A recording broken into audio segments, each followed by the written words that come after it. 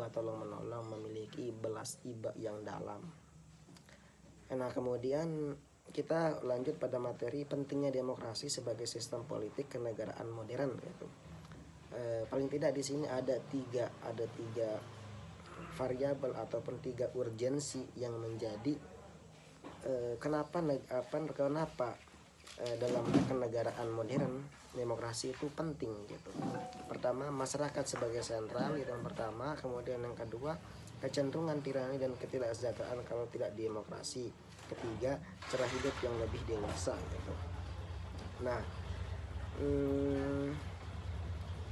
masyarakat sebagai sentral yang seperti yang dijelaskan tadi adalah bagaimana kemudian masyarakat dipandang sebagai satu-satunya prioritas yang harus diberikan secara utuh dalam kehidup gitu. Artinya tujuan adanya pemerintahan adalah supaya terselenggaranya suatu sistem hidup yang baik yang mewakili daripada kepentingan rakyat. Makanya masyarakat sebagai sentral. Kemudian yang kedua, urgensi daripada demokrasi itu harus begitu penting dalam negara modern ialah kecenderungan tirani dan ketidaksejahteraan kalau tidak demokrasi. Nah, sifat daripada kekuasaan itu sangat licin, artinya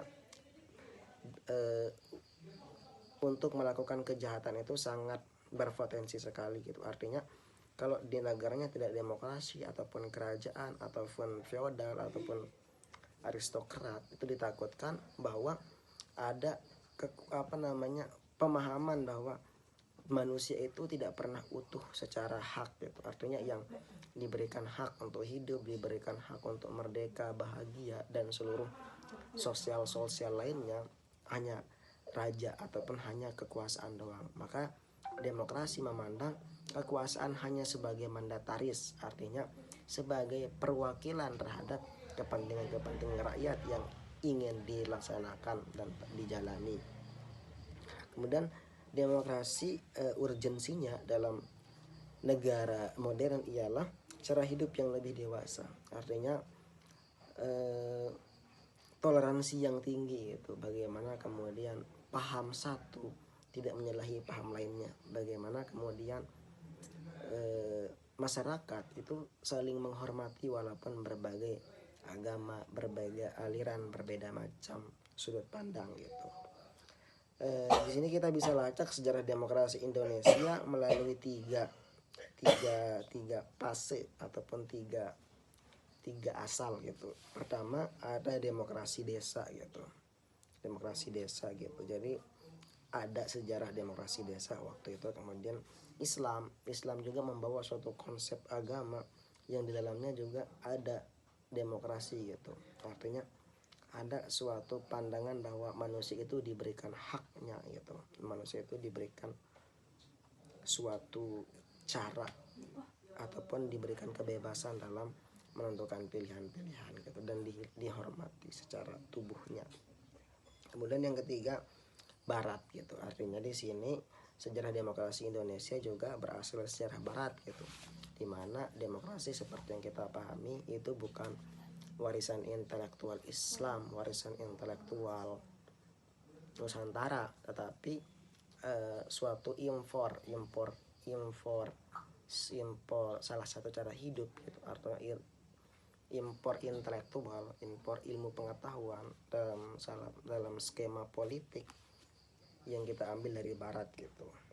Nah, demokrasi ini bukan dari Indonesia tetapi dari pengetahuan yang tersusun yang berdialektika dari Yunani kuno kemudian melahirkan demokrasi.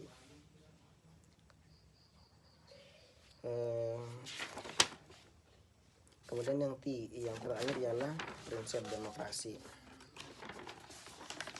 Nah, prinsip demokrasi itu paling tidak kita bisa temukan ataupun kita bisa lacak dari pengertian definisi, kemudian literatur yang terbaca gitu, ialah pertama partisipasi dalam pembuatan keputusan.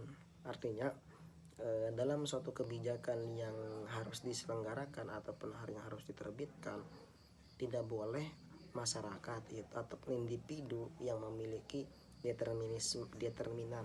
Artinya seluruh orang itu harus berpartisipasi untuk memusyawarahkan suatu keputusan yang harus dijalani ataupun suatu problem yang harus diselesaikan gitu. Kemudian persamaan di depan hukum. Persamaan di depan hukum dalam artian ialah bagaimana kemudian hukum memandang manusia, bagaimana kemudian hukum memandang rakyat, bagaimana kemudian hukum memandang wakil-wakil rakyat ataupun pemerintah gitu.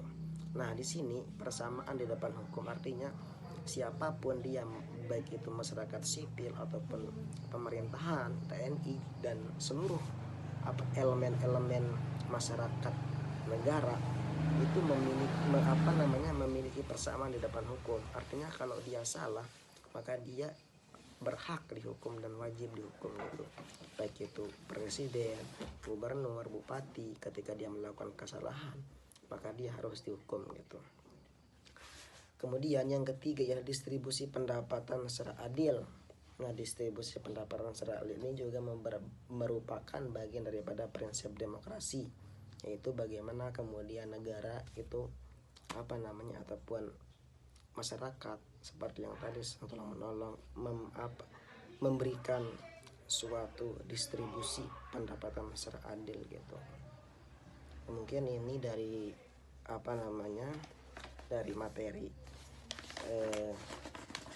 demokrasi, yaitu bagaimana hakikat instrumentasi dari dan praksis demokrasi Indonesia berlandaskan Pancasila dan Undang-Undang 1945.